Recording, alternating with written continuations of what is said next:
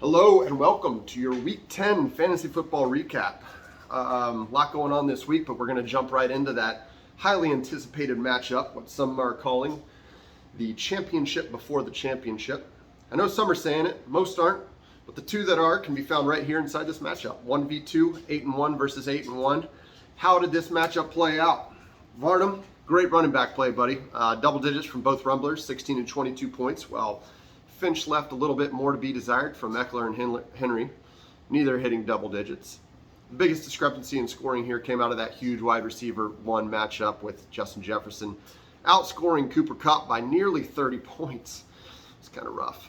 That's going to end up being pretty much the namesake of this title here.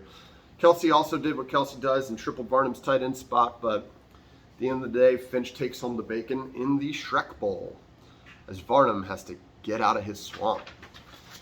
In third place, we have Curtis with a 108 victory over the eighth place Kenneth. Moderately even across the board here. Dalvin Cook, 22 points to Jeff Wilson's 21. Biggest takeaway is that Jerry Jeudy probably sucks, and CeeDee Lamb probably doesn't. 32 points to 0. I know Jerry Jeudy is injured a bit, but the Broncos, I think, just suck ass. Just total ass. So, I mean, just moving forward, you might want to think about restructuring that entire roster. Go Jackets here, to hell with Georgia. And moving on, fourth place, we've got Shadow versus sixth place Eons, 125 over 76. Jonathan Taylor and Devontae Adams are the two focal points here, 23 points each. Both really pushing to win that midseason comeback player of the year award that is so highly coveted. The only real question on this ugly team is the tight end spot for Chad. Can it be addressed moving forward? Only a little bit of time left to figure that out. Ian, like three guys underperformed their expected value by like nearly 50%, man. Rough week. Moving on, 125 to 76 there. All right, in fifth place, we have David Nasdaq versus Thomas Gunn. 75 to 87 here with Gunn with the upset. Justin Fields is silencing the masses. 147 yards and 2 touchdowns on the ground, man. I mean, I'm definitely a naysayer, but shut me the hell up, that's for sure.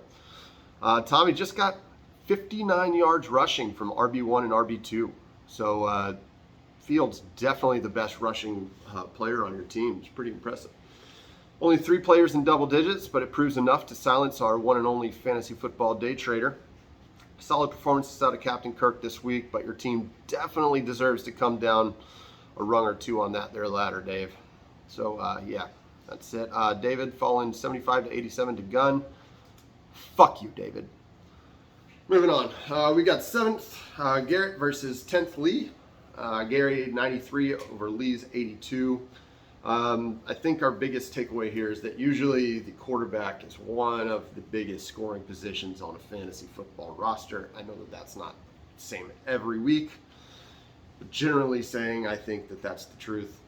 Not so much for this week for Lee. Subbing in Kirk Cousins for Kyler Murray would have given his team the win. Instead, big performances from Mozart, Foreman, and Gabe Davis. Gabe Davis will all be for naught. Gary moves to 5-5. Big move for Kadarius Toney. Working out for him there in Kansas City, buddy. 93-82. And then finally we have Bush in 11th place versus myself in 12th. Bush winning 81 to 71. And you know, what's there to say about two powerhouses rising up from the ashes to battle once again? Like the Undertaker versus Mankind on that fateful night in June 1998. These two teams really faced off as if it were hell in a cell.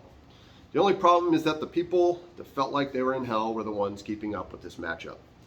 Pat Mahomes is still good at football. The rest of my team is not so much. Bush wins by basically having a full roster of functioning adults at the NFL level. And that's pretty much the gist of that.